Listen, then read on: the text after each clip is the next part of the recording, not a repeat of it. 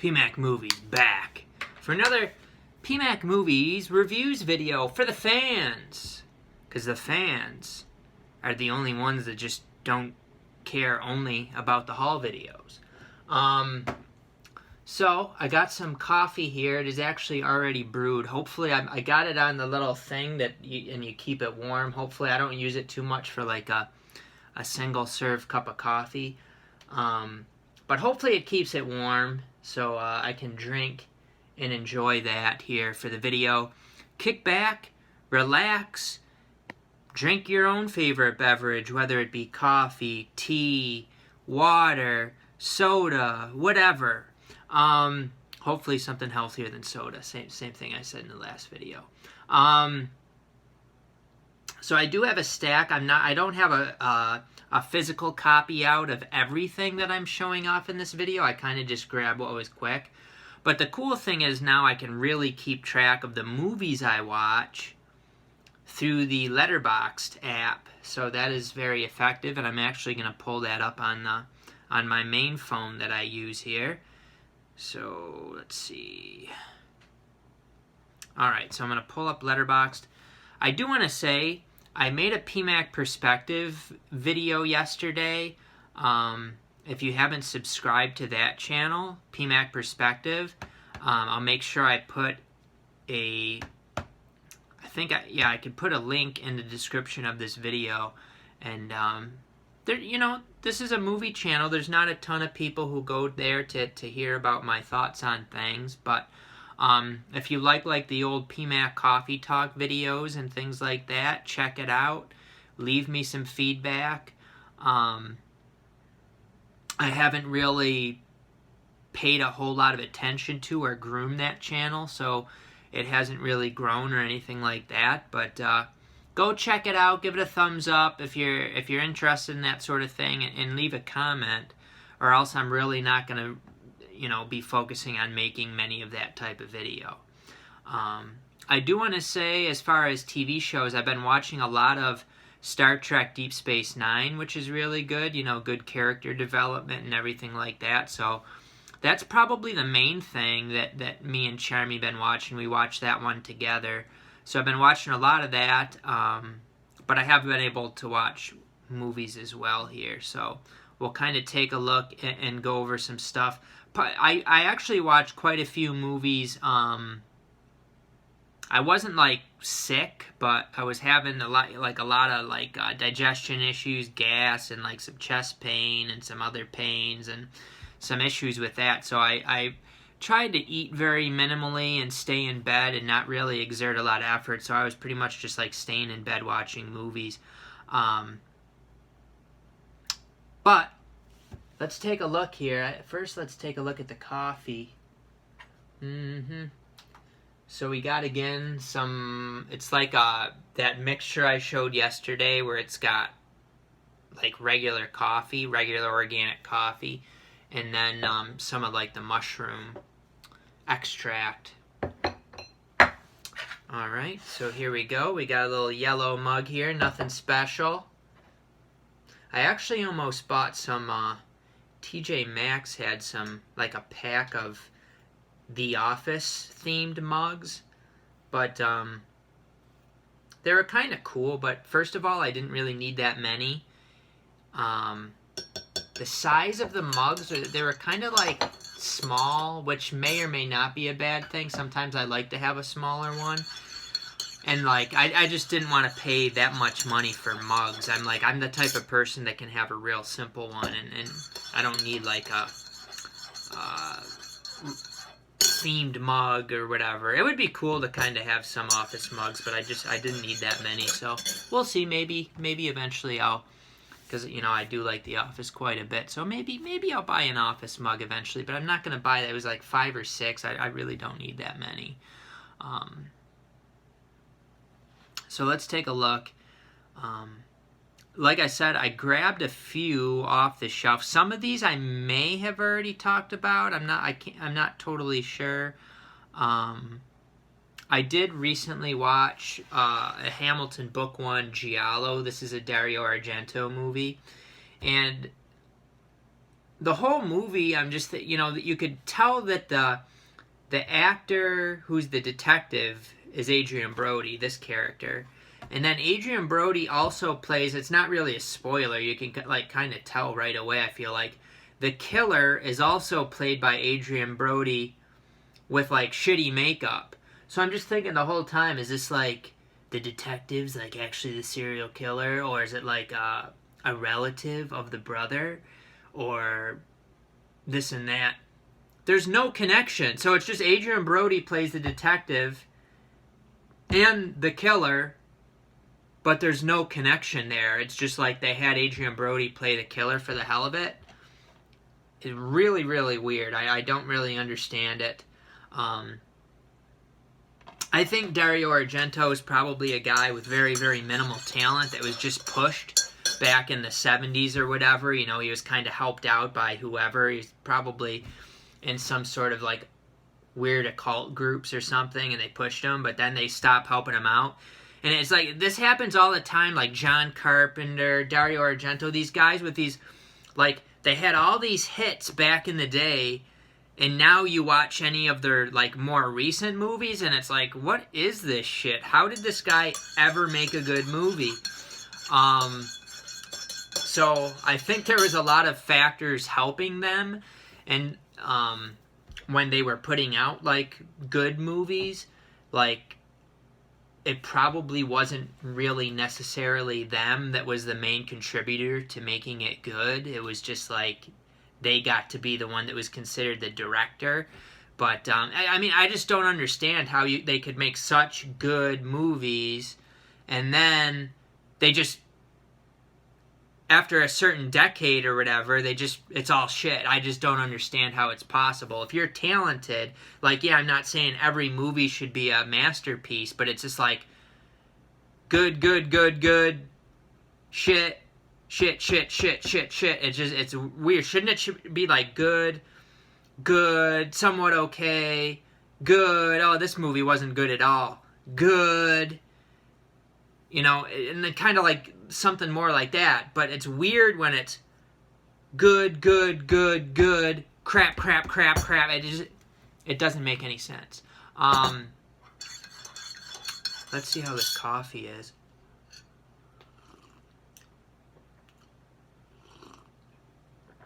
I think I might go back to the Guatemalan. I don't really love the taste of this. I need my Guatemalan back, baby. Horns and Promising Young Woman. I probably talked about those in my last video. I don't even know why I grabbed that movie. Horns, Daniel Radcliffe. I feel like I talked about it. I really liked that one, actually. I gave that a 4 out of 5. And then Promising Young Woman, pretty recent movie there from 2020. I gave 3.5 stars. I enjoyed that one. Kind of a big twist, shocking aspect of that one, but I won't get too into it. But it was a good movie. Some other ones that I really wanted to show off. None of these movies I felt like blew me away necessarily, the ones I've watched lately. I did really enjoy Torture Garden. These, I believe this is another Amicus one. Where they had, yeah, it is Amicus, 1967, 100 minutes for, like, the TV cut. So kind of the premise of this is Burgess Meredith is, like, this carnival, he has, like, this creepy carnival show, and then, oh, if you want to continue this creepiness, we can go into the back here, and we'll get into some deeper, darker stuff, and some of the people who are watching his show go into the back, including Jack Palance. Peter Cushing is also in this one. I really enjoy these movies. It ends up being, for each of the ones that comes back to the back room with him, there's like a future story for each of them. This is what's going to happen to you, and it's like a creepy little story. I really enjoy, I always forget what these are called, but you know, these creep show type of movies where it's several different stories within the movie. I feel like Amicus is the best at those. Like, way better than like Creepshow 1 and 2, like, because I bring up Creepshow. I didn't really like those movies that much. They were just very, very average. These Amicus ones tend to be very good. I think Asylum was one, which was just a great one. Torture Garden, though, another really good one. Not as good as Asylum for me, but really good. And another good one, which is this Amicus also? I don't even know.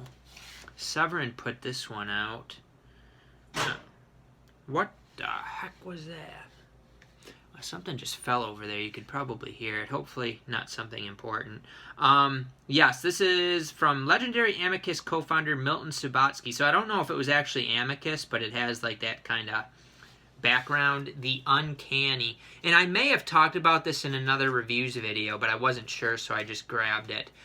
This is a bunch of stories involving cats. And I really enjoyed this one, too. This is a really, really good one. I would probably give both of those 4 stars, actually. Other movie, I just kind of, it's been a while since I watched these, but I got Something Wicked, This Way Comes, and The Watcher in the Woods. And these are, like, kind of marketed as, like, Disney horror movies, and they're just creepy shit in them. Like, they'll make it kind of, like, kid-friendly, because it's, like, kids in the movie, and maybe, they'll make it some kind of, like, fantasy elements to it. But if you get deep down into the nitty-gritty of what these movies are portraying and what they're about, they're really some creepy shit. Like, The Watcher in the Woods, there was, like, literally an occult magic ritual in the movie. Very blatantly, but it's like, oh, this is just all for fun. It's Disney. It's all good time, baby. And then Something Wicked, This Way It Comes. I feel like this might have been even creepier. It's got like a really what's his face? Jonathan Pryce, I believe, played the this guy here, and I can't remember. It kind of reminded me of I always forget the name of it. The sequel to The Shining there, which was a really good movie. But those characters, like he's even got like the hat on and everything, like the girl did in the movie. But just like creepy, they just like feed off of other beings and stuff like that. I'm trying to remember though exactly what happened in this. So his name is Mr. Dark, and he's they like go around with this like traveling carnival. It says, terrifying things begin to happen when the adventurous boys stumble onto the carnival's deadly and destructive secret. So there's really some creepy crap going on in this. Unfortunately, I don't remember the whole plot line, but you get these just like these menacing characters that are presented as human, but they're obviously some sort of other type of being. And to me, that's definitely a big truth drop in these movies, because And it's a crazy conspiracy theory. Just because somebody looks like you and is a human also physically does not necessarily mean that spiritually they are the same being as you. You really only know things from your perspective. You don't know if other people have certain qualities like empathy or you watch a movie where people die and people are crying. You get upset, you cry. Those are human qualities, but there's beings out there that just don't have any of that sort of thing. They can't like feel for other people. And then you go down the road of sociopath, and some of that might just be through trauma and stuff like that, but some of it may also be some sort of other spiritual entity is actually in that physical body, which is presented in these movies. So where did they come up with it? Where did they, if this looks like human, but it's actually not, and people are just like, no, that's not possible, that's only in movies. Where did they even come up with the idea to begin with? Go to some more light stuff. Like I watched Birds of Prey. I was trying to like mix it up, something newer and something lighter within other like more darker movies, and it was a fairly entertaining movie. I'd give it probably somewhere around 2.5 or 3 stars. What did I actually put for it in here? Birds of Prey. So I ended up giving it 3 stars, but it was kind of on the borderline between 2.5 and 3. It's really, it's kind of a decent one-time watch, I guess, kind of a popcorn movie.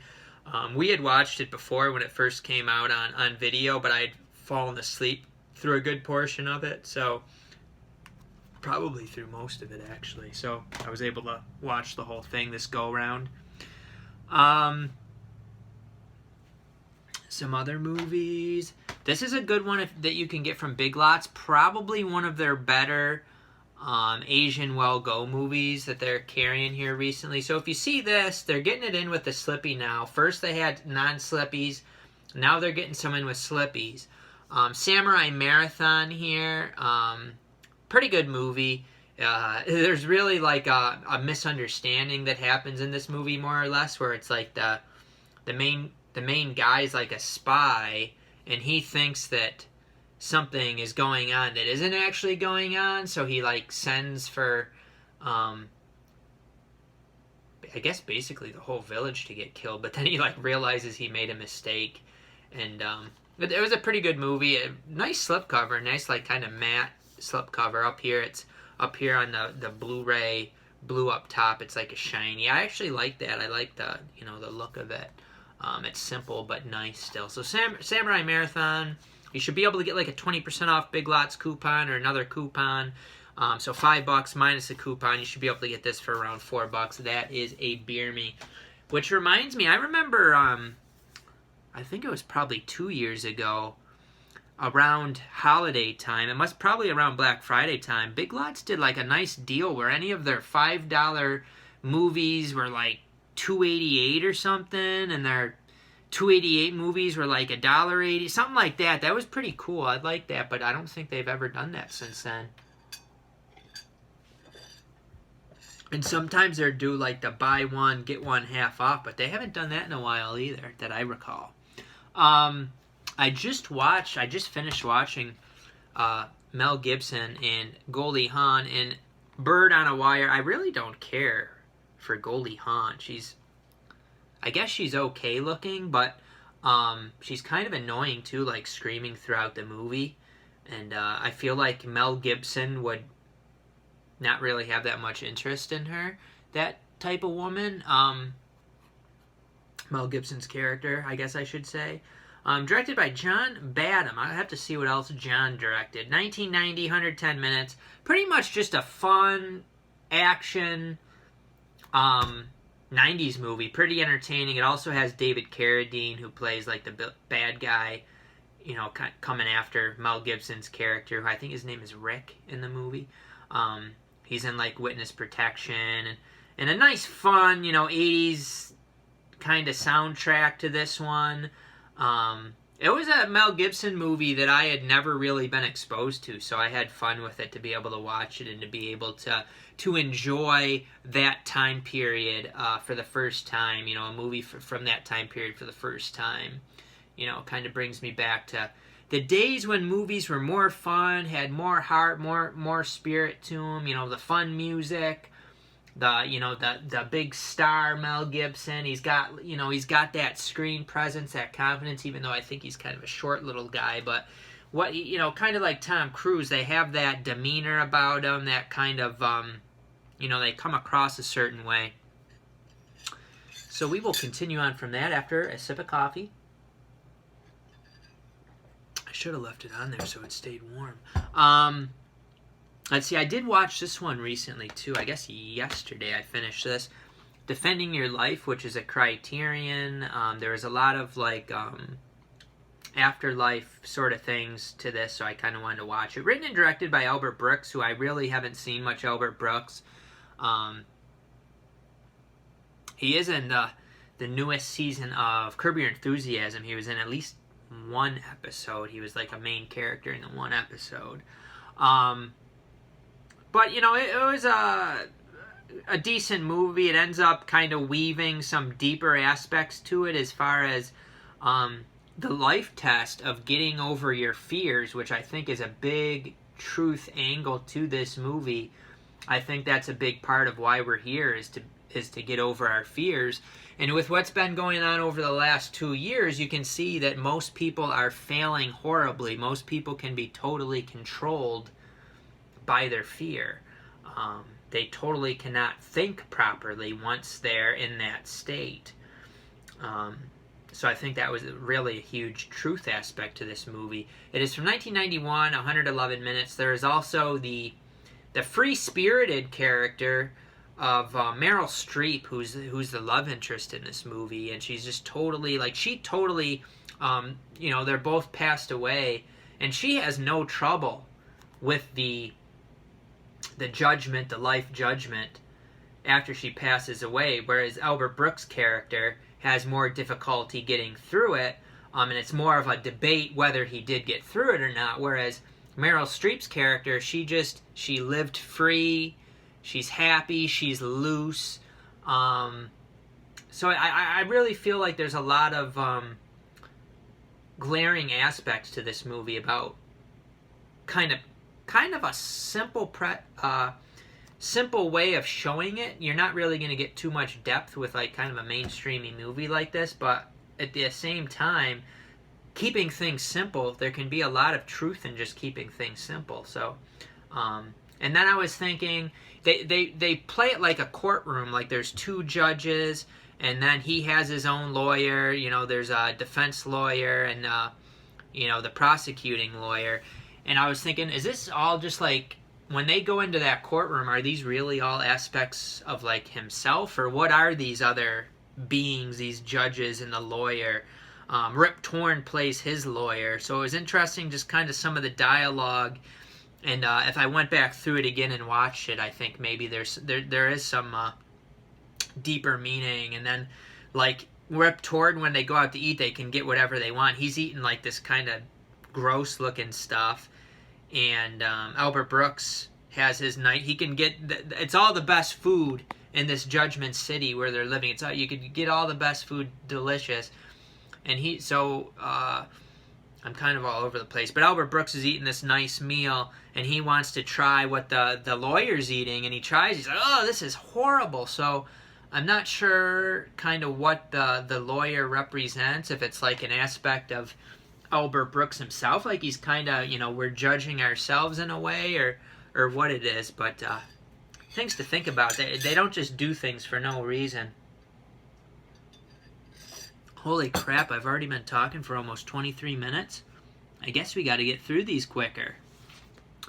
I watched Arrow Video's Horrors of Malformed Men, which is a Toru Ishii movie, and they've put out a few of these, and I'm definitely interested in some of the other ones, like Orgies of Edo, Blind Woman's Curse, and I think there was some more.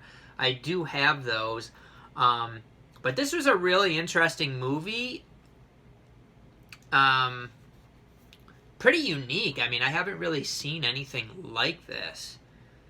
The main... I can't really even get into too much of it.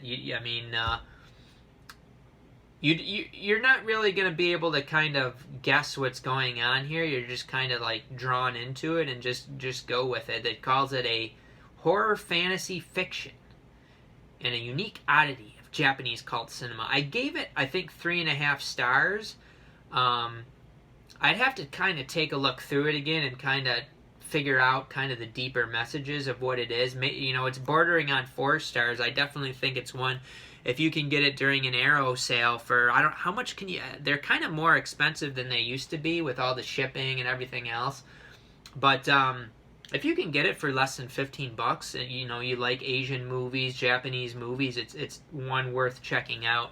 This is the UK one, but it appeared to be region free, and I do have like the booklet and everything. I got one of the ones with the booklet, which is good. So I enjoyed this movie quite a bit, and it definitely makes me interested in watching some of the other ones. And it's unique, and it's pretty messed up too. There's some messed up shit that goes on in this. It's definitely not like a PG type of movie. Like it's definitely got some.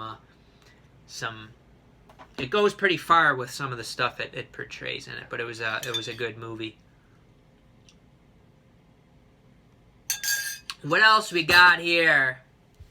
I feel like I must have talked about some of these in a previous video.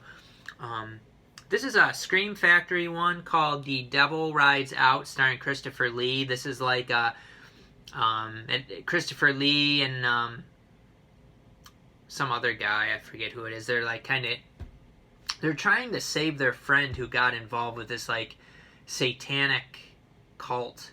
They're doing like satanic rituals, and it's just like a 60s. It's pretty like tame and stuff like that. Like it's kind of interesting how they did it. Which reminds me of that movie Satanic Panic. That's actually a pretty good one. I think it's called Satanic Panic, which was like a recent one. I enjoy something like that more than this. But it was okay, I guess. I think I gave it like 3.5 stars. But actually, looking at that, I gave Horrors of Malformed Men and The Devil Rides Out 3.5. But I definitely like Horrors of Malformed Men better. What else we got here? I don't know. I might have talked about this. Come True, which I think I got 2 copies of this, and they both had scratched discs. This is has to do with like sleep. And this is a pretty recent one put out by Scream Factory, AFC Midnight. I was pretty engaged in this movie. It's not one that I'd necessarily get again. I think I paid $12 or $13 for it, which I think is more than necessary. I mean, it's probably worth, maybe $8 to $10, I guess. But I don't know if I'd pay $12 or $13 for it. It was just okay. Again, definitely some more than what meets the eye here in this movie. And so the main character is this girl who gets involved in this sleep study and really weird stuff. She already has sleep issues. Even before she gets into the sleep study, there's some weird stuff going on with her sleep. And then she gets involved with the sleep study, and then it advances those weird things going on. So I don't want to give too much away. That's about all you need to know. Again, might have talked about this one. The Hunter Will Get You. Enjoyed this one. This is a fun Belmondo movie. So I enjoyed. And I see production manager Elaine Belmondo. And the actor is Jean-Paul Belmondo. This is a pretty good one. Not like the best Belmondo I've ever seen, but definitely if you can get this for around $10, that's a beer me. Belmondo's good. I think I accidentally grabbed this one. I didn't even really want to show this one in this video. The Horse Whisperer. This is a young Scarlett Johansson, also starring Robert Redford, Kristen Scott Thomas, Sam Neill, Chris Cooper. This is a good, I felt like it was a pretty good family movie, pretty enjoyable. Nothing too exciting. But I got some other movies on my Letterboxd app, which on Letterboxd, I am PMAC Movies if you want to follow me on there and see what I've been watching. So I don't remember what I've already talked about and what I haven't. 4 Christmases I watched with Vince Vaughn and Reese Witherspoon. I really thought it was a bad movie and definitely would never watch it again. It wasn't really very funny. I mean, it was, I guess, mildly amusing and entertaining, but really nothing very good. I gave it 2 stars out of 5. A Quiet Place 2, I really enjoyed that quite a bit. Probably on a similar scale to the first A Quiet Place. I thought they were both very solid. I gave that 4 out of 5 stars. I watched Gamera, the Giant Monster, from 1965. I have the Arrow video set of that, which I didn't bring down. Here's Gamera, the Giant Monster. I gave it 3 out of 5 stars. It was, it was fairly entertaining. Nothing great.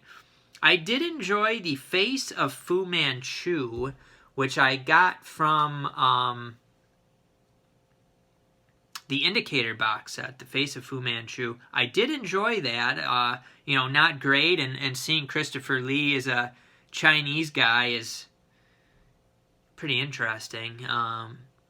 He really doesn't portray the image of a Chinese guy through his demeanor or anything, plus he's super tall. But nonetheless, 3.5 stars. I thought it was fun. Kind of reminded me of like a James Bond movie. I just thought it was kind of fun in that way. Sleepless, another pretty crappy Argento movie, which I think I was probably pretty, I don't know, I gave it 3 stars, I guess just because I was entertained by it, but really it was pretty bad. Paradise Hills, which I found from One Big Lots on Blu-ray. I enjoyed that one a fair amount. Who's in? Let me see. So it's got Emma Roberts, Mila Jovovich, Awkwafina. I enjoyed that one. I gave it 3 out of 5 stars. It wasn't a great movie, but I thought some of the aspects of it were pretty interesting, and I was entertained by it. Basically, what's her face here? The main actress, Emma Roberts. She is she doesn't want to get with this guy, some rich. This is like set in the future. She doesn't want to get with this guy, so they send her to this brainwashing camp. But you find out it's beyond brainwashing. Oh yeah, it's much more than brainwashing. Sword of Sherwood Forest I watched, which again I was pretty. I was giving it more kudos than maybe it deserves. I gave Sword of Sherwood Forest 3 out of 5 stars. This one is in the Twilight Time released it, but it also has a horror, the Mill Creek Hammer horror, or not Hammer horror, but just Hammer box set from Mill Creek. Not really that great, but it was okay. It was I guess a popcorn movie to some degree. I watched Pulp with what's his face, Michael Caine. Pulp, directed by Mike Hodges. This is very much like a comedy. It's like Michael Caine plays like an author, a sleazy pop novel author, and it's mostly like a comedy from 1972. I didn't really care for that one much.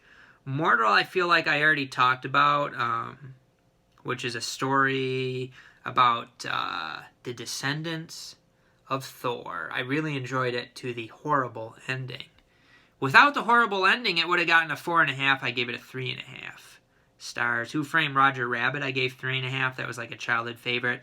This was a really good one. The Man Who Invented Christmas, I really enjoyed that one. It's it focuses on the main character, Charles Dickens, played by Dan Stevens, who I do like.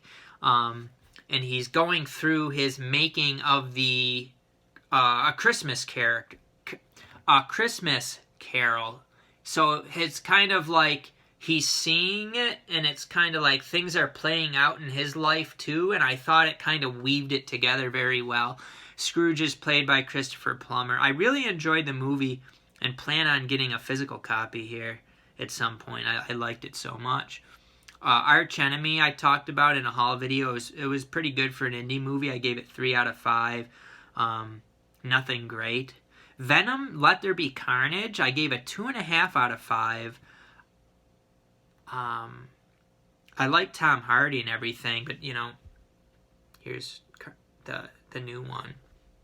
Venom, Let There Be Carnage. I really feel like there is very, very minimal substance to the movie. Like, it was basically Venom was funny like he was in the first one, but that was like the only redeeming quality about the movie. Like, it didn't flesh out anything really with the Carnage, like Woody Harrelson's character's background, like very, very minimal. There was just really minimal story to it, or character development, or storyline. It was pretty much, let's just throw some things together and then let Venom be funny. And it's sad because it has the aspects of what could be a really, really good, fun movie, and all it ends up being is like a few chuckles, and that's about it. There wasn't really many redeeming qualities about it.